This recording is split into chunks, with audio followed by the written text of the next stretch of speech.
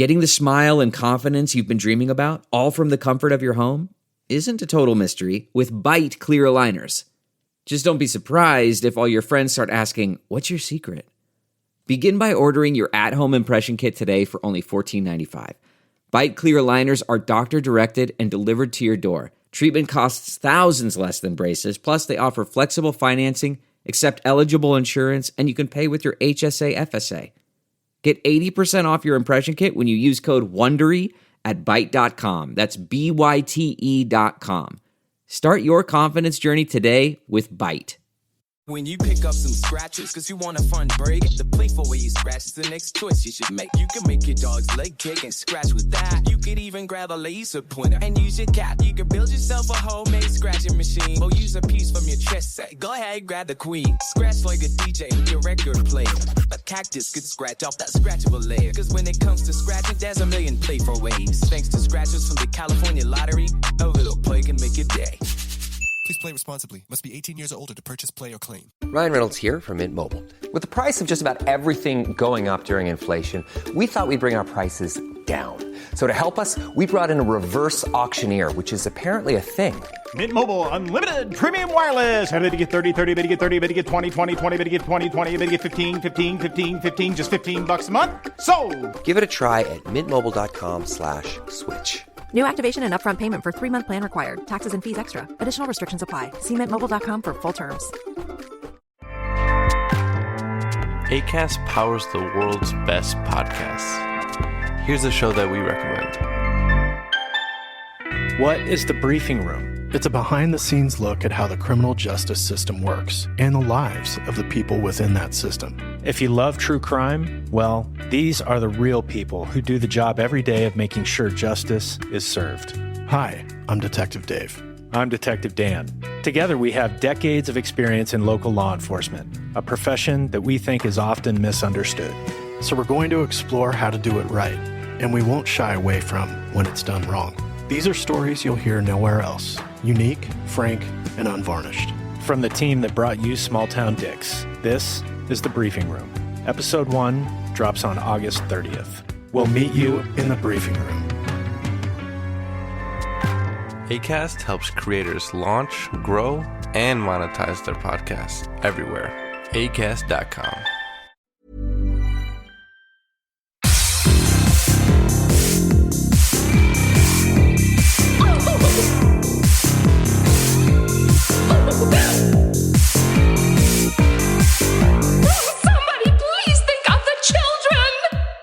And welcome back to Little Cuts, our weekly mini-sode where we dig into the things that we've been watching recently. I'm Terry. And I'm Mary Beth. And this week we are talking a unique pregnancy horror, a fucked up exorcism movie, a remake of a 10-year-old movie, Terry's childhood on screen, and a new show that Netflix will invariably cancel. Cool. Yeah. Cool. Yeah. I was just thinking, what if, because we've been watching some influencer horrors, and what if we started, all of our shows yo, what's up? It's your boy, T-Dog. I have watched too many influencer I have to go. Horror movies. It's over. This is the end.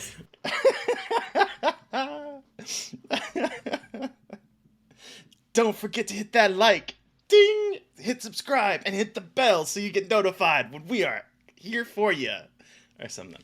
I don't know. I can't do it. That was exhausting. Just that 2 seconds. That was amazing. I'm going to save that forever. Oh, God. I want to watch that whenever I'm sad. We should put that up on TikTok. We should.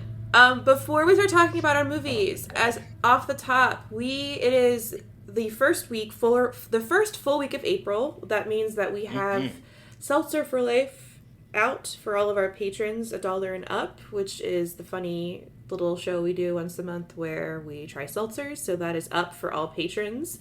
And next Wednesday, we will have our new Fresh Wounds episode up with a new series that we have started. Terry, would you like to share with everyone what we are covering on Fresh Wounds for the next couple of months? We are talking about Les Problématiques, new French extremity movie, High Tension by Alexander Aja. Yay! And it's a 2-hour-long conversation. Just shy of 2 hours. Just shy, yeah. I have to edit that. Ah.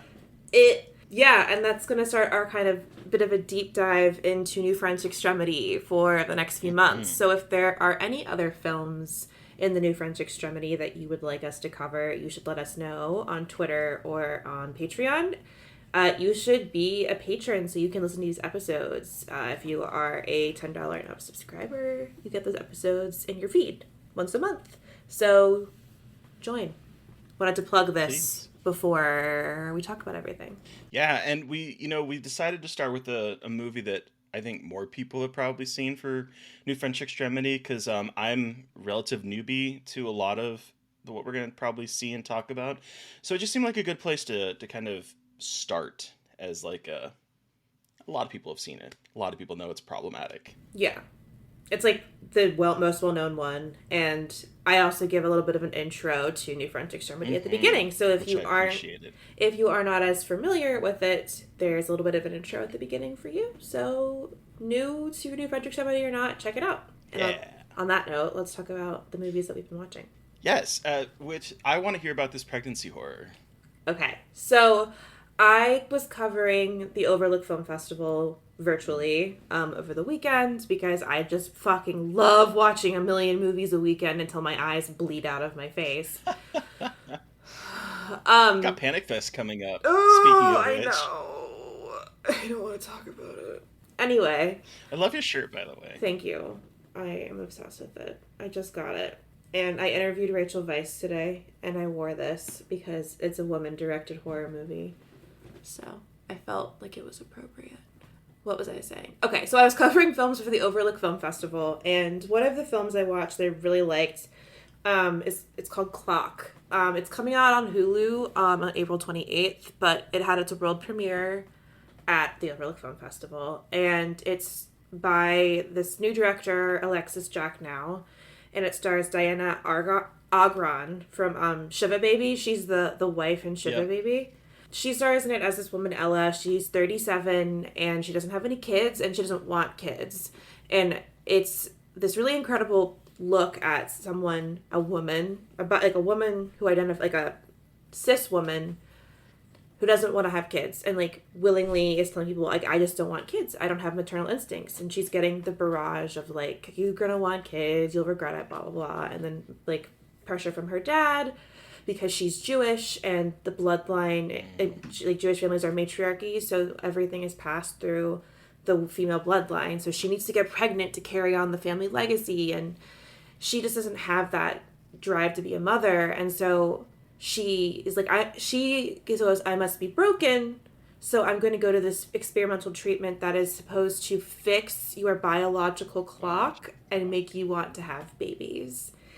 And as a person who is very much a person who does not want children, I love this movie because it very much captures the, like, societal pressures that you receive and, like, the barrage of comments that you get, and what it means to be a cis woman, or, like, as a person who doesn't want kids, when it's like it's your biological imperative to want kids. So you then, what happens when that what is this movie is basically manifesting that, like, what that self-loathing looks like and what you could do if you could fix that self-loathing. But then the it's just, like, it's not perfect because a lot of these, like, more supernatural elements towards the end are, like, a little bit shoehorned, but I love it because it's a take on pregnancy horror. Like, it's following that, like, the Hosera footsteps a little bit, where it's like a new take on pregnancy horror, where it's not just like women are pregnant and they're, like, having a hard time with it, or, like, body horror. This is a little bit of body horror. There's some really fucked up imagery in it, but I think it's, like,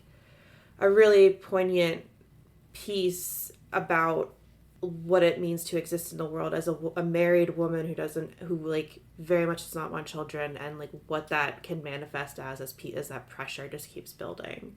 And I really, really liked it. It's coming out on Hulu soon, so everyone can see it.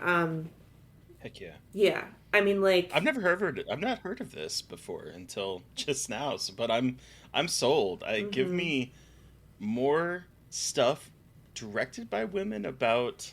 Yeah, there's an incredible scene where she's at a baby shower and people are like, you're gonna like, what do you do with all your time? And it's a montage of her, like, her husband going down on her getting massages, her going out to nice dinners and going out on vacations. Like, the most, like, it's wild because, like, you never see that. But, like, it was a very literal showing of, like, literally look at how awesome my life is without kids. Like, I am not regret. And, like, it's just, you don't see that a lot. And it's just really refreshing to see that because, like, I feel the same way. I'm like, this is all the shit I'm doing without kids. And, like, I'm fine. So, yeah. It's one of those movies that was it was part of the bite-sized Halloween, the Halloween stuff where they had, like, a bunch of shorts. They commissioned people to make shorts. Like, Matriarch came from that, too. So this is another one of the adaptations of the shorts into features. So, like, it's like a little bit of something that, like, might get kind of dumped on Hulu, but I hope people watch it because it's really good, especially for, like, being one of those, like, probably pretty low budget movies that they're making. So it's really good. I'm excited. And you said that's coming out the end of April, right? Mm-hmm. Yep. Sweet. Soon. Yeah, soon. So, what is this remake of a 10-year-old movie?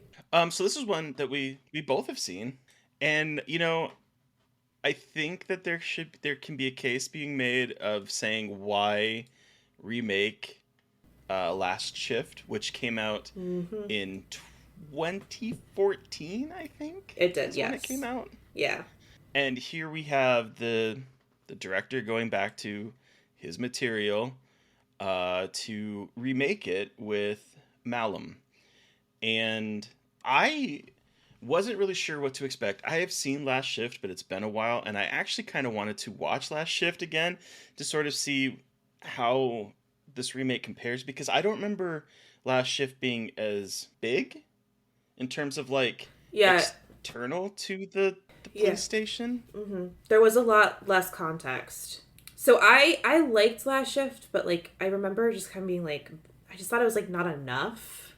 I think I wanted more, like, context, and that's exactly what MALUM is. And so I really liked kind of what they did to fill in the gaps and kind of refocus the movie. I think, to me, that made it more successful. And I also haven't watched Last Shift for a while.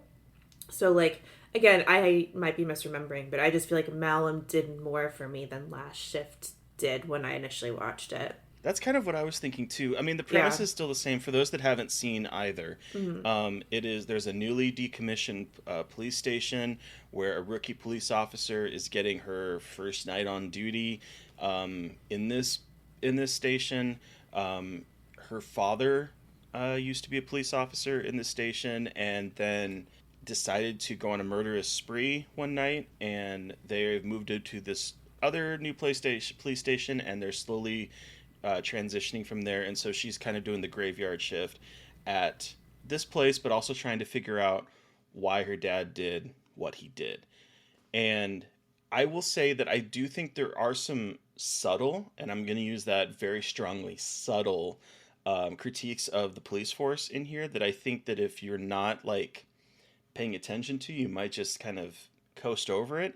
But I think there's some really smart things that they've done here with kind of post Black Lives Matter type things with the corruption in the police force, as well as you know, taking on this kind of cult idea. Again, it's very subtle. It's not kind of the purpose of this movie, but there are some interesting things that have happened in the intervening 10 years since that original one came out that kind of make this made it a little bit more interesting to me. There's some really good practical effects and gore.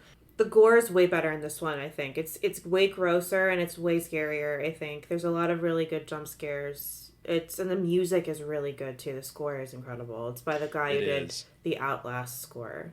I will say that one of the things, some of the acting was a little circumspect in this, and there was one line that just killed me, because all the cops are wearing nameplates, and she shows up, and it's like 5 minutes into a conversation that the dude realizes that she is her father's daughter, and I'm like, name is literally right here.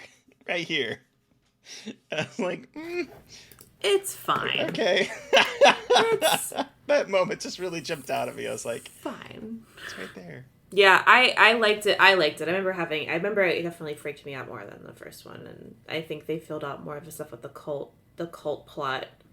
And there again, like you said, there's some really cool monster effects too. So it's worth a watch when it comes out on digital, or if it's in a theater. Definitely check it out. It's a good, like, just good gross movie. A Fucked Up Exorcism is blah blah blah. A Fucked Up Exorcism movie, which I know the title because you tweeted about it, and I really want to hear more about this. Yeah, so I tweeted about how Australian directors are sickos, and it was because I just watched another movie from Overlook Film Festival. This is Godless, the Eastfield Exorcism, which is coming out soon to, I don't know where yet, but it's coming out like to VOD soon. But okay. This is an Australian film from director Nick Kozakis. He hasn't done a lot of stuff, but it's based on a true story. We actually there was that movie we watched that was like, it wasn't like a documentary, but it was with a woman in Australia who died during an exorcism. Do you remember what I'm talking? Do you remember that? I forgot her name. Janet, I think, something like that. Belief, the possession of Janet Moses. Yes. So this is inspired by the Janet Moses story. So like, let's just set the scene for you there. But this woman essentially is having like a psychotic breaks, essentially. And her husband refuses to believe her mental health care professional that she's schizophrenic, and is like, she's got the devil in her, and takes her to his fundamentalist church and hires an unlicensed exorcist, and they kidnap her and lock her in a shed and perform an exorcism. And it lasts an hour. So the first 30 minutes are setting up the context, and then the last hour is her getting the shit kicked out of her and getting an exorcism. And when I tell you that my fucking stomach was in my asshole for an hour, it was the most stressful shit I have ever seen. Look, I don't know what else to tell you. It's provocative. It gets the people going. You guys understand what I mean when I say that incredibly disgusting metaphor. Yeah, it's a lot. It's really good, but it's fucked up. Australians really know how to make a movie that makes you feel empty afterward. I don't know what to say about that. It's a really refreshing take on the exorcism movie. Okay. Like, I know that you do not like exorcism. Like, it's not. I do not. It's not like your typical possession movie whatsoever. It's like really sympathetic towards her and when she has these like hallucinations, but it's never fully a possession movie, if you know what I mean. Like, it doesn't go. I do. Yeah. That is Godless, the Eastfield Exorcism. That's coming out soon. And so the movie that made Mary Beth's stomach go into her asshole. That on the poster, like, for serious. I'm a poet. What can I say? It's where they pay me the big bucks. Any fucking way. Your childhood on screen? Yes. We went to go see Dungeons and Dragons Honor Among Thieves. Fuck yeah. This weekend.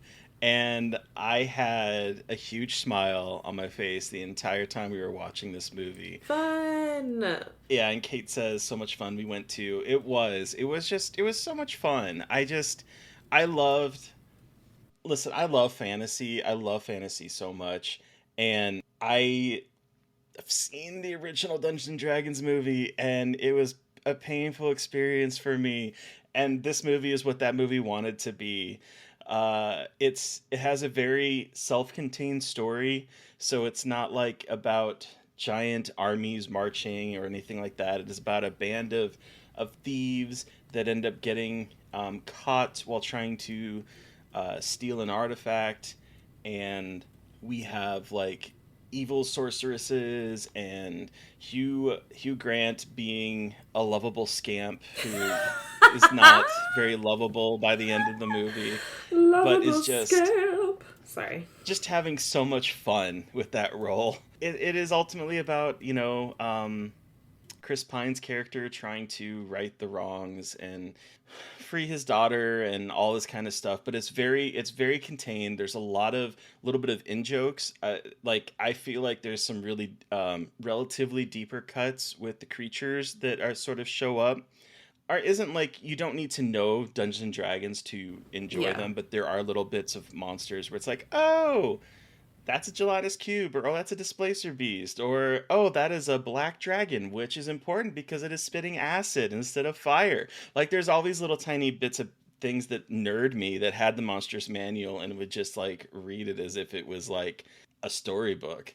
Like this was my childhood up on the screen, and it was a great time. I wish it was queer. I wanted a little bit more because I don't believe any of the characters in it are queer. There was a moment where I thought maybe, but they never really explored that. So I'm like, I wanted that. But other than that, this was a lot of fun. Michelle Rodriguez kicking ass. Sophia Lillis as a tiefling. I'm here for it. It was great. I want them to continue making these movies because it was a lot of fun. Fuck yeah. I realized that I went in the wrong order because I don't have anywhere to talk about, so you have to go again. So, what's this new show on Netflix? I don't know how to read. So this new show on Netflix. Oh, I should have put the order a little different anyway. But, whatever. This new show on Netflix. So there is this creator. His name is Victor Fresco, and he has created a lot of shows. I take that back. He has created 2 really big shows that I really enjoyed that got canceled before their prime. The first one being Better Off Ted. Okay. Which I think is a hilarious workplace comedy. And then also the Santa Clarita Diet, also on Netflix, that got canceled after 3 seasons. Yeah. This is the guy that he wrote on Andy Richter Controls the Universe. He wrote, he created a show called Life on a Stick. He wrote on My Name is Earl. Like, he's done a lot of kind of absurdist, surreal-esque type comedy. And his new show that just premiered on Netflix is called Unstable. And it actually reminds me of Better Off Ted in a lot of ways. It's co-created by Rob Lowe and his son John Lowe. Oh, yes. Okay. Where Rob Lowe plays this biotech CEO that is very eccentric, very playful, very like that kind of idea of like, is he a madman or is he a genius kind of trope, but he's also incredibly kind and nice to his people. So it's not like a typical egocentrist creator that is, unapproachable. He is a little too approachable, and that is part of his problem. He goes off on tangents a whole lot and does things for the fun of it. Unfortunately, his wife passed away recently. He is spiraling from that. He hasn't really talked to his son, who also went to school to be an engineer and then gave it up to be a flautist. And so there's like a little bit of a disconnect between the father and the son, because the father really wishes the boy would work at his biotech lab. And one of the people at the biotech lab brings the son in because dad is spiraling. The board might want to try to take the company away from him. Let's try to get them on board. And there's a lot of character tropes that I think, I feel like this is a direct continuation from Better Off Ted, that this could be in the same universe. Like Better Off Ted had a pair of scientists that were sort of like kooky and eccentric and fun.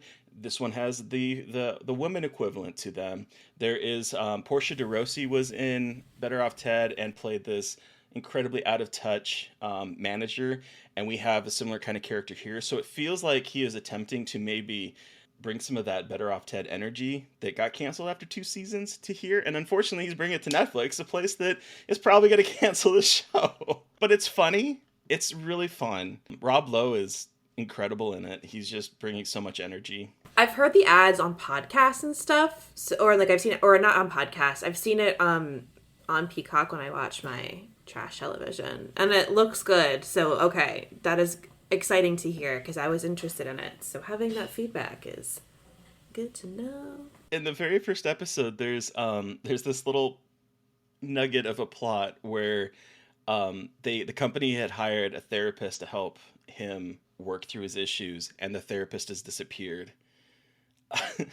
And it turns out that Rob Lowe's character has been keeping him locked up in his basement, as kidnapped him, and it's played by Fred Armisen. And they have created a friendship between the two of them after he's been kidnapped and living in this place, and he doesn't want to leave once Missy who lets him go. Misty from Yellow Jackets when she. Oh yeah.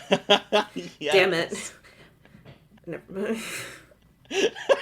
I just was sorry I did not go there with you. No, I it's apologize. Okay. I tried. But yeah, so it's a lot of fun. It's silly. It's absurd. And I think fans of Better Off Ted will find a lot to love here. Cool. So fuck yeah. Unstable. Go check it out before Netflix cancels it and takes it off their streaming site. Well, shade.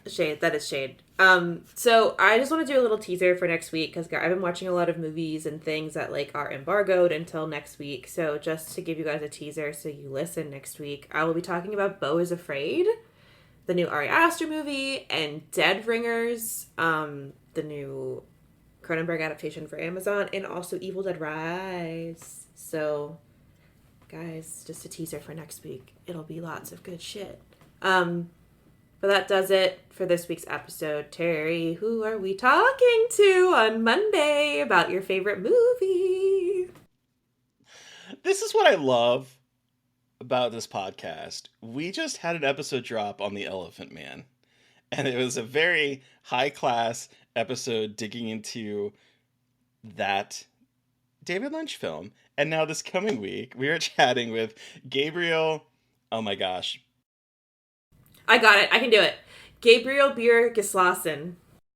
Thank you. Because you said his name and I didn't, his last name, and I can't. The writer-director of the kind of queer Jewish horror comedy film Attachment that is currently on VOD. I think it's on Shudder, right? It is on Shudder. It is on Shudder.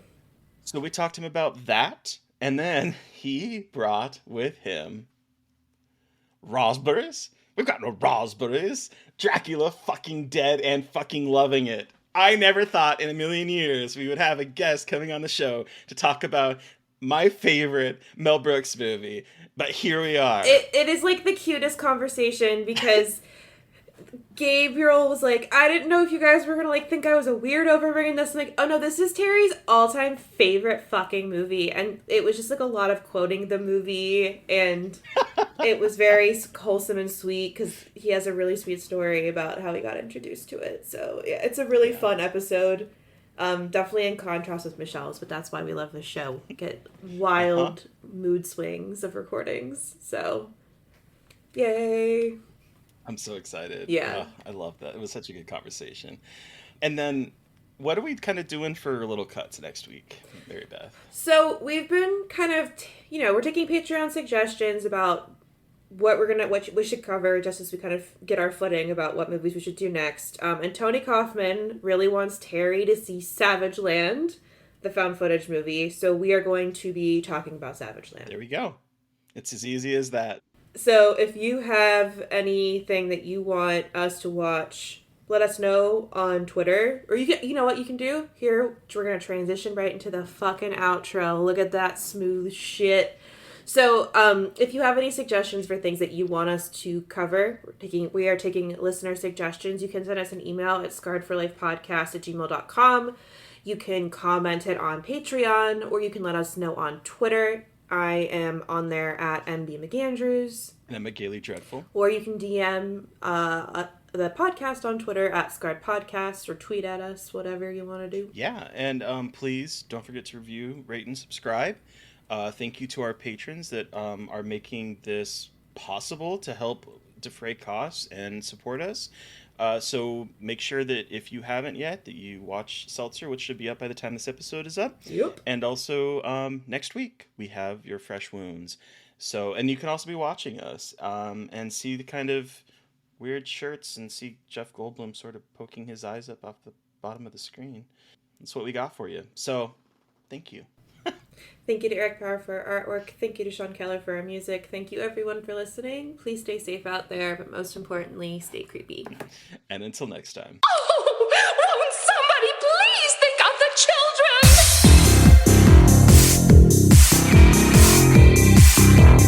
Oh.